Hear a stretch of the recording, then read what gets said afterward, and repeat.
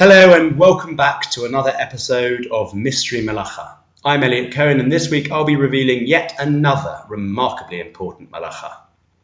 Firstly, I will recap on the riddle so that you can have a chance to guess this Melacha.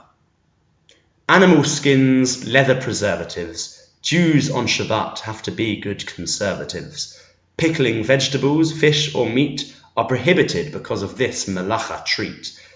Salting foods is a tricky one. The Shulchan Aruch is skeptical, although pickled cucumbers on Shabbat are indeed delectable.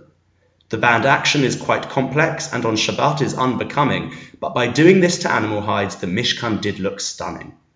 Finally, for all you modern Orthodox folk who have willingly accepted the halachic yoke, if you wear leather shoes and your feet begin to ache, don't soften the stiffness or God's law you will break. Can you by any chance guess the reason why? If you don't manage to get it, I will turn a blind eye.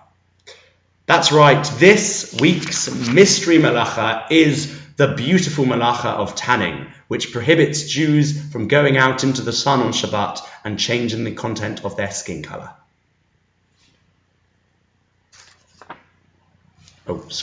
Tanning involves the process by which raw animal hides are preserved.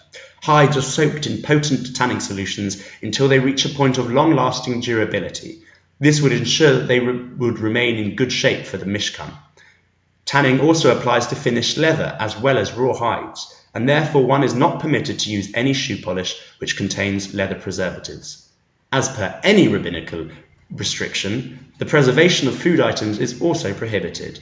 As such, one may not put fresh fish, meat or vegetables into a pickling solution to cause them to become sour and thus preserved on Shabbat.